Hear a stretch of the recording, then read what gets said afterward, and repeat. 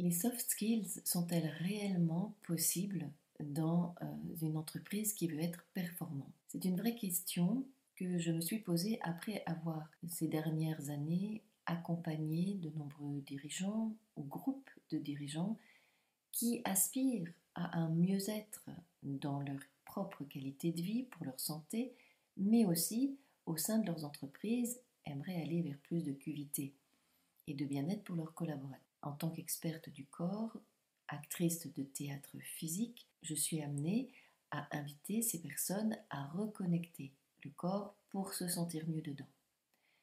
Le problème que je rencontre, il est double. Il est tout d'abord pour l'individu lui-même, parce que réellement revenir au corps, ça signifie prendre du temps pour son corps, l'écouter et avoir un mode de vie qui le permet. Et le deuxième problème, il est structurel, organisationnel dans l'entreprise, parce que très souvent, la façon dont est organisé le travail ne permet pas en profondeur de réellement atteindre cette QVT, cette qualité de vie au travail. Quand on parle de qualité de vie, on parle de vie. Et la vie, elle a ses lois, elle a ses règles. Le corps, il a ses vrais besoins. Et là, malheureusement, la plupart du temps, ce à quoi j'assiste, ce sont des personnes qui instaurent des moments. Alors c'est toujours mieux que rien, bien sûr, et c'est un début, et il faut encourager cette bonne volonté. Des moments dédiés, par exemple, à faire une séance de yoga ou de pilates ou 10 minutes de méditation mindfulness. C'est vrai que ce sont des jalons qui aident déjà les personnes à beaucoup mieux se sentir dans le monde du travail. Mais le problème pour moi, c'est ce que j'appelle l'effet soupape. C'est-à-dire qu'en fait, on ne change rien fondamentalement à notre manière de travailler, à notre manière d'être structurellement sous pression et sous stress, notamment avec la connexion permanente au téléphone portable, l'obligation de réactivité, etc. Donc ça, on ne le change pas, mais on fait soupape en de temps en temps s'octroyant un moment où on va essayer de déstresser, détendre le corps, respirer, et puis hop, on repart comme en 40 dans le rythme infernal. Si on veut réellement installer les soft skills et la qualité de vie dans un milieu de travail, il faut aller un pas plus loin. Parce que si on ne remet pas en cause ces fonctionnements, qu'ils soient individuels ou collectifs, qui de toute façon ne permettent pas à un moment donné ou à un autre d'écouter véritablement les besoins organiques du corps, eh bien à terme, on va de toute façon rencontrer les mêmes problématiques. C'est-à-dire que les solutions amenées à la surface, les petits moments que l'on s'octroie de détente ou de recentrage ne suffisent pas dans un système qui ne respecte de toute façon pas le corps et ses besoins à aller vraiment vers une qualité de vie dans ce milieu professionnel. Donc on s'attaque ici à des problématiques structurelles et au-delà même de la structure et de l'organisation, aux valeurs même de l'entreprise, à la culture même de l'entreprise. Est-ce que cette culture de l'entreprise s'oriente profondément vers être un endroit où le corps et ses besoins sont respectés pour tous les collaborateurs à tous les échelons, ou bien est-ce qu'on reste dans un système ultra productiviste qui ne permet pas structurellement de respecter ses besoins. L'exemple que je peux vous donner pour bien comprendre ça, il est dans un tout autre domaine. J'ai entendu un jour un jeune homme qui était livreur pour une grande plateforme d'achat en ligne, que je ne citerai pas mais que vous reconnaîtrez vite, et qui avait plus d'une centaine de colis à livrer par jour dans un temps absolument limité et record. Ce jeune homme-là ne pouvait pas structurellement respecter le code de la route. Il était obligé d'aller plus vite que nécessaire, il était obligé de se garer dans des endroits où ce n'était pas permis, il ne pouvait pas respecter les règles de la bienséance sur la route, non pas parce que c'était une personne irrespectueuse ou délinquante, mais tout simplement parce que structurellement, il était dans un système où pour sa survie, il devait assurer son job et devait ne pas respecter ces règles. Et bien pour le corps, c'est un peu pareil. C'est comme si structurellement, on impose de toute façon des objectifs et des rythmes qui font qu'on est obligé de ne pas respecter les règles de bien-être, les règles qui permettent de vraiment être en harmonie et de respecter son corps, sa santé, et au-delà de ça, les soft skills, c'est-à-dire l'écoute de l'autre, le temps qu'on peut prendre avec lui, et tout ce qui fait que finalement on est bien ensemble dans un milieu de travail. Petit flashback, vous reconnaîtrez aussi peut-être là des obligations, des injonctions, des contraintes qui pèsent sur nos enfants et sur nos jeunes dans le système scolaire.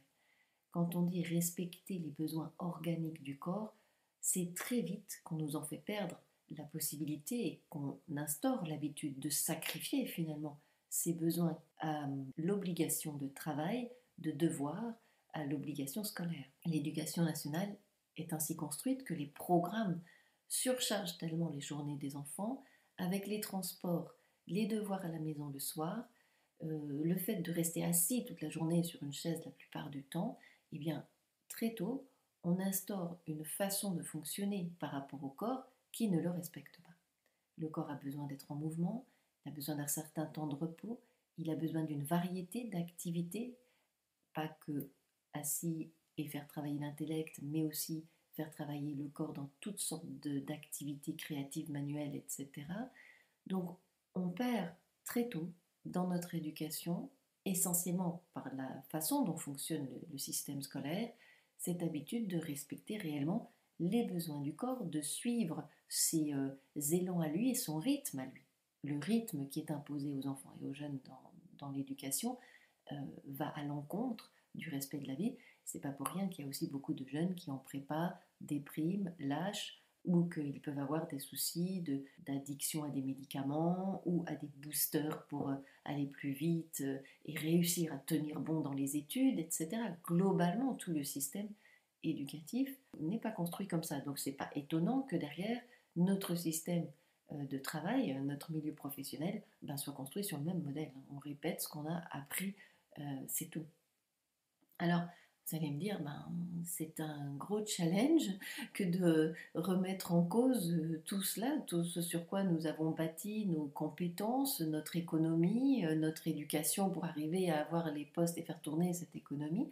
Mais enfin, si vous regardez bien aujourd'hui, je crois qu'on a un léger souci avec la génération qui arrive dans le recrutement. Beaucoup de personnes disent, mais ils ne veulent plus travailler, on ne trouve plus personne qui veut travailler. Peut-être que c'est là le problème, peut-être qu'on a passé un cap, on est allé trop loin dans le non-respect de ce qu'était le bien-être et la santé, et que la génération qui arrive n'a pas envie de la sacrifier, ni son bonheur, ni son bien-être, ni sa santé, à des conditions de travail. C'est peut-être ça, une des raisons en tout cas.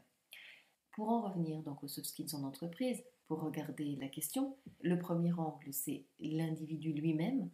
Est-ce que l'individu est doté d'outils et de compétences pour pouvoir lui-même gérer son stress et donc s'il gère son stress, être centré et disponible pour pouvoir accueillir l'autre, le collaborateur, le coéquipier et bien s'entendre avec lui.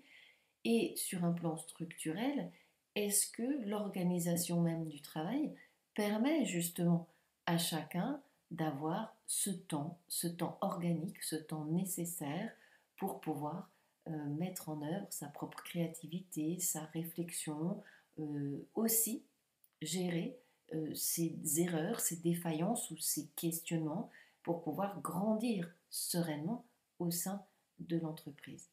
Parce que la problématique, elle est évidemment là très délicate et souvent il y a beaucoup de résistance pour vraiment en venir à cette vraie qualité de vie au travail parce que ça vient toucher des conditionnements, des habitudes, des certitudes auxquelles on croit dur comme fer dans le monde du travail, dans le monde professionnel, de productivité. Il faut être professionnel, il faut je dois, il y a toujours des grosses obligations et des grosses tensions quand on ne l'est pas assez.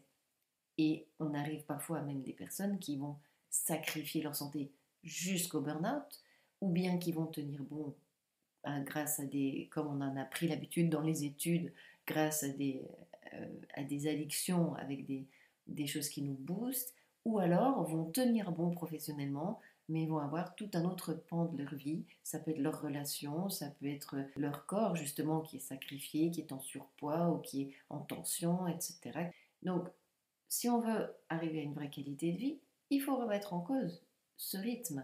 il faut revoir comment est-ce qu'on peut, et on peut toujours, revoir un système de production, une organisation du travail pour qu'il y ait ces temps-là. Et ensuite, travailler avec chaque individu pour lui donner des outils de comment il peut lui mieux se connaître, mieux éviter des réactions qui ne sont pas les bonnes, prendre plus d'initiative, avoir plus confiance dans ce qu'il est, dans ce qu'il fait. Et si un manager, par exemple, lui, n'est pas à l'écoute de quelqu'un qui essaye de prendre une initiative ou a lui-même des tensions, des raideurs et sous stress et donc n'arrive pas à bien communiquer avec ses équipes parce qu'il ne gère pas ses propres émotions, ben, on arrive à des blocages forcément et ça ne contribue pas à la qualité de vie au travail. Donc quand moi j'interviens dans les entreprises, j'aide d'abord le leader, parce que le leader doit d'abord être vraiment convaincu que c'est cela qu'il veut instaurer dans sa nouvelle culture d'entreprise, que lui-même soit doté des outils et des compétences qu'il veut ensuite diffuser dans son organisation. Ça peut être parfois des organisations collectives, il y a un CODIR ou il y a une organisation plus collective de la gouvernance, auquel cas bien, ça doit être validé par le collectif, par le groupe que l'on veut aller dans ce sens. Et ensuite, doter chacun des bons outils au niveau du corps, des bons réflexes, avec des exercices à pratiquer, avec des réflexes à prendre, avec aussi tout un aménagement du lieu de travail plus favorable à cette bonne santé du corps et à son bien-être et à la bonne entente avec les autres. Et puis, regarder au niveau de l'organisation même du travail. Comment est-ce qu'on peut mieux organiser le temps, la productivité? Comment est-ce qu'on peut planifier nos objectifs, faciliter, fluidifier les échanges, les réunions, etc. pour que l'on ait ce temps d'être tout simplement, j'ai envie de dire, des êtres humains vis-à-vis les uns des autres. Donc le challenge n'est pas facile parce qu'il vient remettre en cause des conditionnements. Au niveau de l'ego, il y a des résistances parce qu'on a appris à être le meilleur, à être performant, à être productif, parce qu'on a aussi la peur de ne pas être à la hauteur, la peur de ne pas faire assez bien, la peur de faire des erreurs, la peur d'être dépassé par la concurrence. Donc on a tendance à aller dans ce côté dur, dans ce côté mené à la baguette, dans ce côté de confondre le professionnalisme avec une certaine psychorigidité dans le monde du travail. Être professionnel, ce n'est pas forcément sacrifier le fait d'être bien avec son corps et les autres, bien au contraire. Et pour ma part, je vois que les entreprises qui réussissent à être the place to work ont à leur tête des managers qui sont dans cette forme de détente et d'accueil de l'être humain. Donc ce n'est pas du tout contradictoire, bien au contraire. Et je voudrais encourager tous les dirigeants et les managers à envisager que c'est possible. Parce que souvent, quand je parle ainsi, on me dit ah oui, mais non, mais tu comprends, moi, avec les contraintes que j'ai, je ne peux pas me permettre de. Et là, il y a toujours une possibilité, comme on dit, quand il y a une volonté, il y a un chemin. Donc si vous êtes dans cette envie, ce désir profond de remettre l'humain, la qualité de vie, les bons échanges, la santé au cœur de votre modèle économique, sachez que c'est possible et que je suis là, bien sûr, pour vous y aider. Merci de votre attention, c'était Laurence Harpy avec vous.